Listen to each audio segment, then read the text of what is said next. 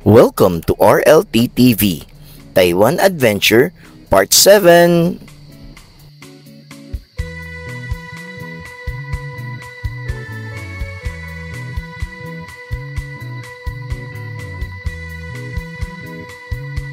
Hi guys, good morning!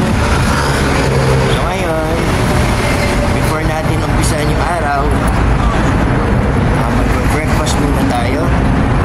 Si Coach LB. So mag-breakfast muna tayo sa sarap na Moss Burger.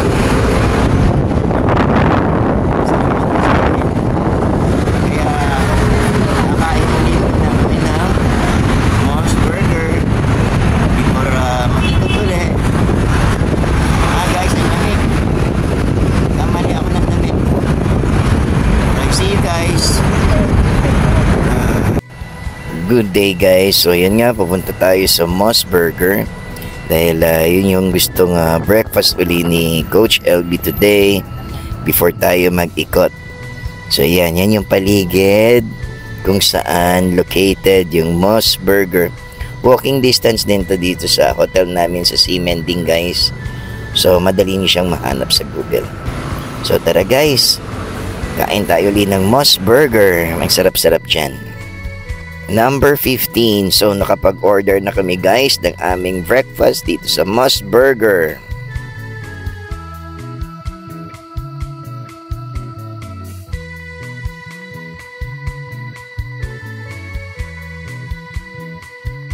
So for today's breakfast ko guys, nag-order ako ng isang hotdog sandwich and of course yung sikat nilang burger.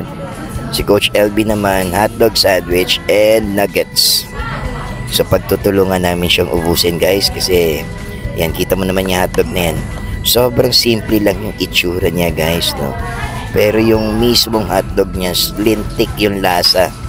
And syempre, nag-order din ako uli ng burger. So hindi ko malakas ang boses ko kasi maraming tao. So ito yung in-order ko. Order kami ng hotdog dahil masarap din daw yan, and syempre nuggets ito. So Chinese, so sobrang sarap nito sigurado. And then dahil masarap pa nito ng todo kahapon, we have another burger. So dito lang kasi natin ito matitikman. Maraming sa nila ng Moss Burger. So si Coach F din yung hotdog, titikman namin siya lahat. So guys, good morning. See you mamaya sa mga pasyalan. Bye. Hi, unang agad wala akong masabi guys. Yung hotdog kasi niya guys, sobrang juicy. Tapos parang may lasang chorizo rin siya na napakasarap. Mismo siya guys, mismo talaga. Napakasarap, wala na akong masabi. Ibang klase. Ito namang nuggets nila guys, alam mong fresh na fresh yung gawa. Kasi wala pang maasim-asim na taste. Diba normally yung nuggets pag medyo luma na maasim-asim. Ito fresh na fresh yung lasa. Grabe, ang sarap.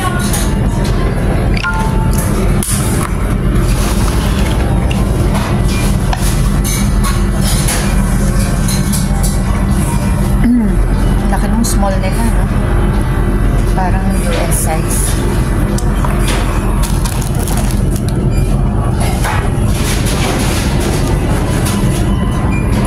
Ito naman, pakita ko sa inyo yung laman ng burger. Kita niyo yan? Pure beef, egg, and lettuce lang yan. And then may konting mayo. Burger naman din. Wala nang kahit ano. Sobrang sarap.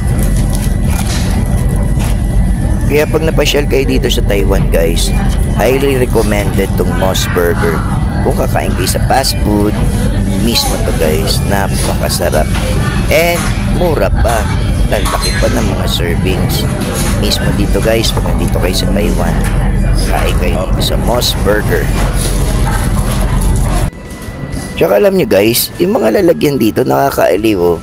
Puro anime, hindi tinipid, maganda yung packaging, ang lalaki. Para sa mga travelers, highly recommended tong Moss Burger. Good morning. So dito sa Taiwan, meron tayong dito, rent a bike. So pwede ka magrenta ng bike. $5 every 30 minutes. So, pwede ka na makapag-bike yan anywhere. Rent mo lang yung bike yan. Ang dami yun. Ayun po. Ayan o. So mamaya, mag-bike kami ni Coach LB. Magre-rent kami yan. Para makaikot-ikot kami. Hi guys! Okay kasi hi. Hi! We're buying souvenirs. Ami. Hi.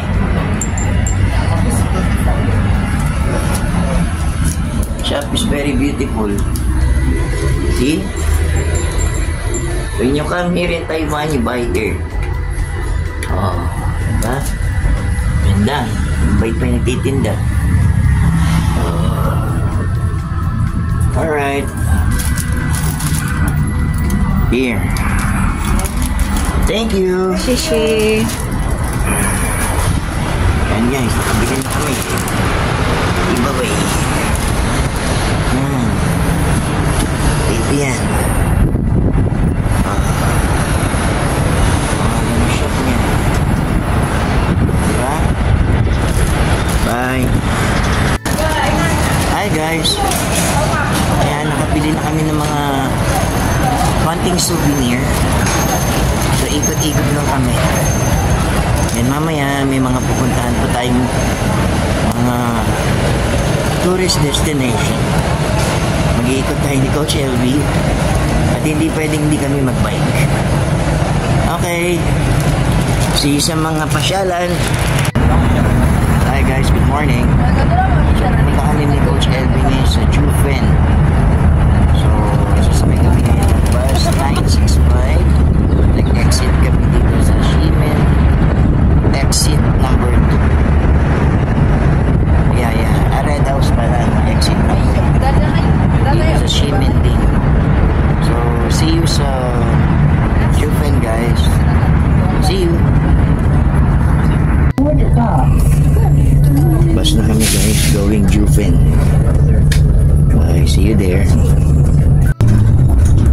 Hey guys, good morning. Kami na mas maganda. Best na Coach LB sa bus. Para mas maganda yung 40 minutes ride namin. Going Jufen from City. See you there guys.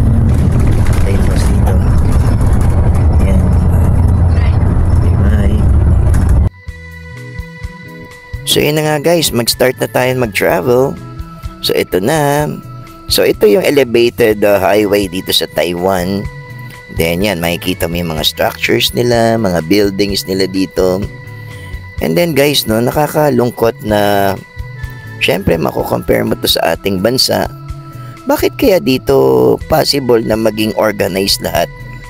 Bakit dito disiplinado ang mga driver? Bakit kaya dito walang traffic? Bakit kaya dito maayos? Minsan may itanong mo yun eh. Ayan guys, so Taipei 101, no, kung nakikita nyo. Yan, no, yan, Taipei 101. So tanaw na tanaw siya dito kasi napakalaking building yan, napakataas. And then alam ko yung nasa baba niyan is malapit yan. Yan, yung Coliseum naman nila. Yan, yung bilog na yan. Iba rin talaga pag namamasyal ka sa ibang lugar, nagta-travel ka. Kasi nakikita mo yung pagkakaiba sa bansa natin, sa kultura natin. So ikaw as a person, pwede ka magbigay ng pagbabago pagbalik mo sa Pilipinas. You yourself can make a change kasi nakita mo sa ibang bansa. And guys, so kanina pa kami bumibiyahe. So itong papuntang Jufen kasi it's a 40 minutes ride. Pero alam nyo, wala pa kami na-experience na traffic. Maayos lahat ng kalsada. Wala man lang ang traffic aid eh. So talagang possible pa lang maging maayos ang lugar. Depende na lang talaga siguro sa leader yan guys. Kaya dapat maiayos ang sistema talaga sa Philippines. Hi guys! Finally, after 40 minutes sa bus ride, nandito na kami sa Jufen. Yan, ang ganda-ganda naman. Ayan, no? Oh.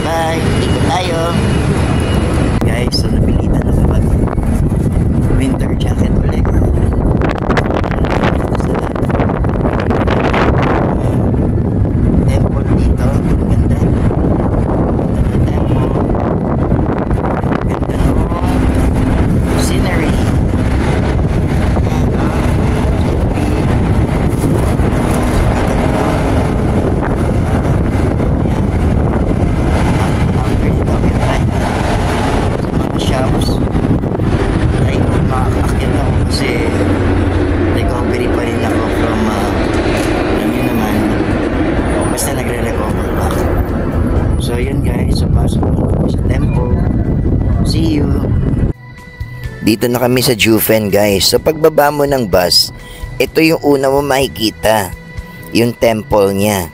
So bababa ka dyan syempre para picture. And then para makita rin natin kung ano bang meron dito sa loob ng temple na to. So tara guys, pasok tayo sa loob ng temple. Papakita ko sa inyo kung anong meron ba dyan. Ayan, pasok tayo guys. Ayan o, yung mga poste pa lang nila, ang gaganda na. Ayan o. So medyo quiet lang tayo dito guys, no? Kasi medyo maraming nagpe-pray.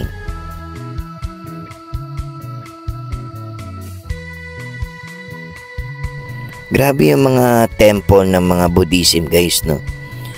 Ang gaganda talaga, colorful, ang gaganda. So hindi ko naman siya kino-compare sa atin, pero talagang nagagandahan lang ako. Ang ganda-ganda. Talagang parang work of art talaga siya. Biro mo guys, no?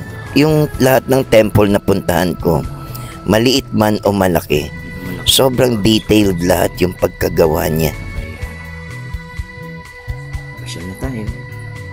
Ito naman yung view na makikita mo sa tuktok ng Jufen guys. Ang ganda-ganda, di ba? Lakas makabagyo na medyo Tagaytay ang dating.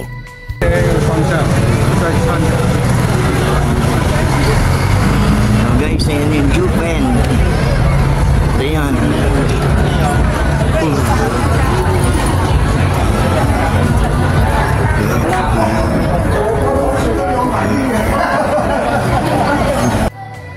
Itong Jufen guys, marami ng ano rito, nag-shooting, ginamit sa pelikula, mapa-local man sa atin or foreign movies.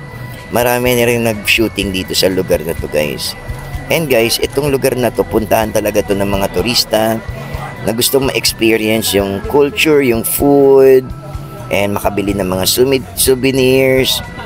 Ito yung lugar na to guys, ganda rito.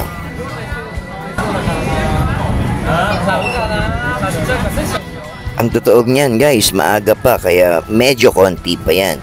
Pero mamayang hapon, halos hindi na raw makakilos ang mga tao dito sa paglalakad sa sobrang daming tao.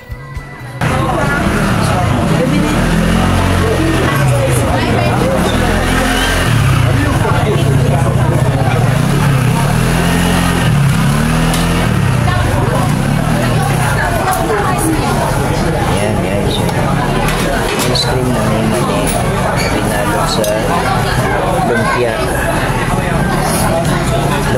ice cream. Tapos meron ano ka rin natin siya.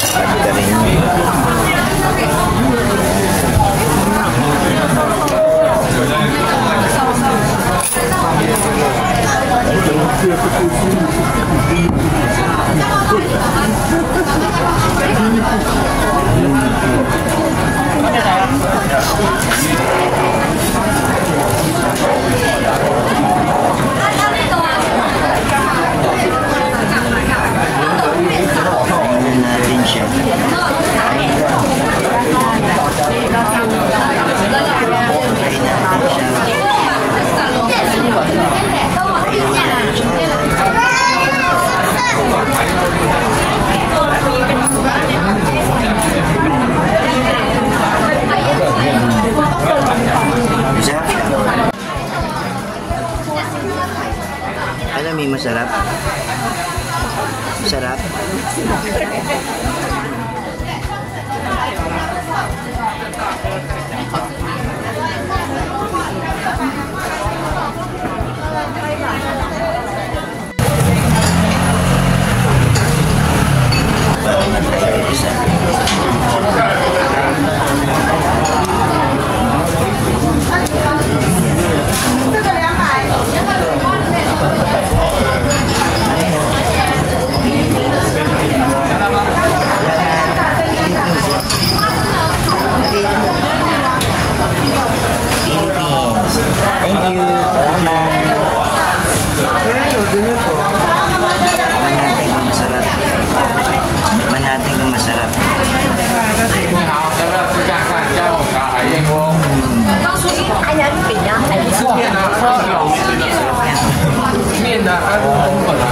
cheesy chicken.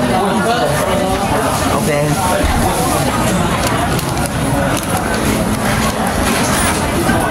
Ano? Tofu. Daming bentinda dito. Sari-sari. Ayan, no? Chopsticks. Tea. Napakaraming sari-saring tinda. Yan.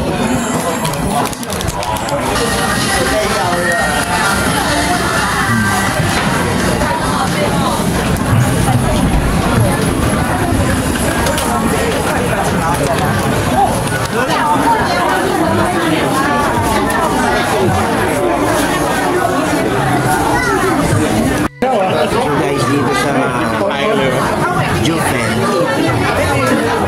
more on kainan, meron din mga goods, pero mas maraming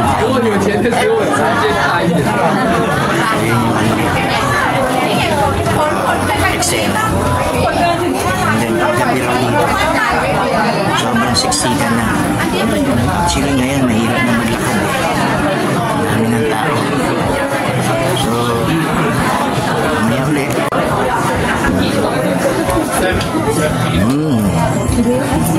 Dugo. Pakpak. Lahat ng bowls. Duckhead. Mga souvenir shops. Yan. Spices. Souvenir. And guys, maraming tao. Maraming tao. Ayun ulit. Kinain namin ni Coach Elby.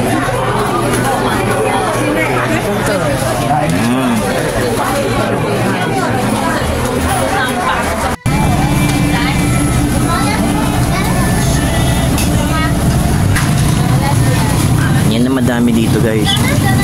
Pagkain. Pagkain tsaka souvenir shop.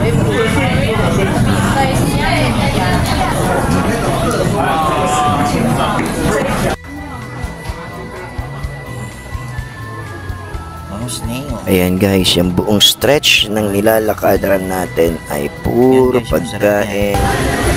May natamis na strawberry. Ayan ang paborito ko. Ito naman guys, sari-saring finger foods at tusok-tusok.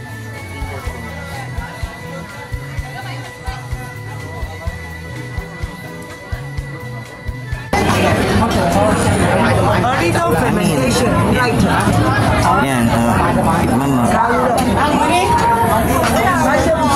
Ano? Light udon, strong udon. Oh, here's up. Buy 2 get 1 free. Homemade, very cheap. So ganyan dito guys, oh. Pagkain, so binelti. Naman, mami na. Pagkain, souvenir, tsaka tea. Yan. Oh, diba? Kitang-kita nyo naman, diba? Oh. And then, ayun. Yan, nakatapusan na puro ganun.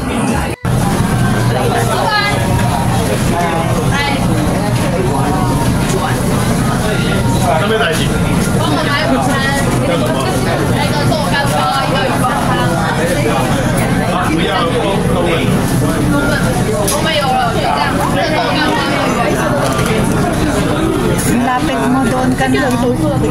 Jupen. Tignan natin. Taste.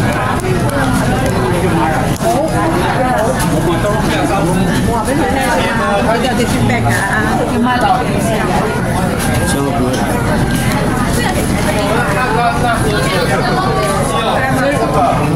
Nikolai. Here guys. So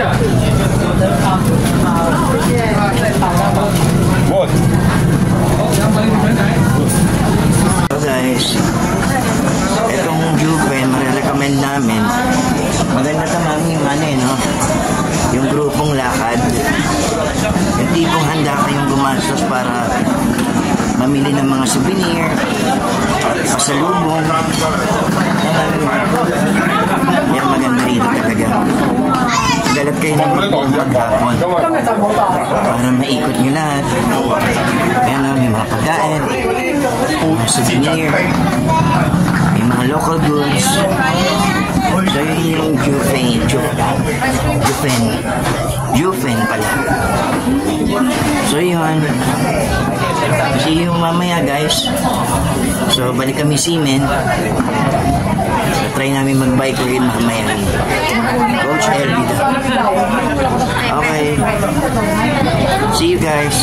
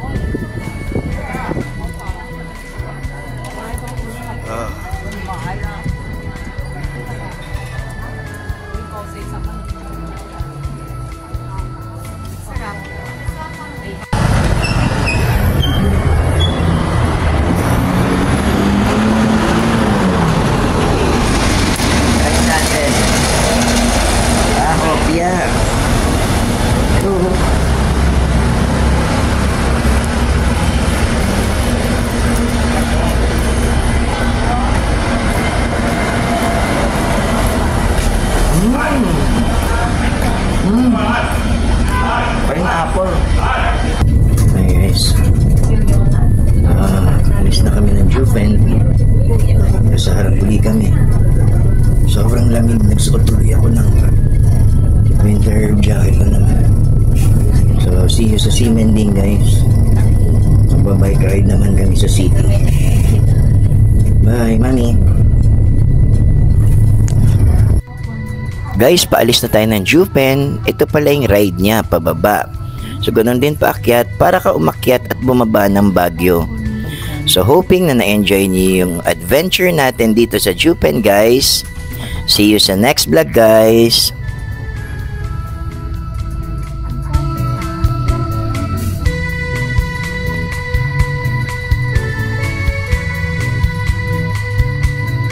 Ang ganda ng view, guys, no? So para ka rin nasa Baguio. So yan ang Juven. Ang ganda-ganda, di ba? So babalik tayo dito soon guys. Very soon.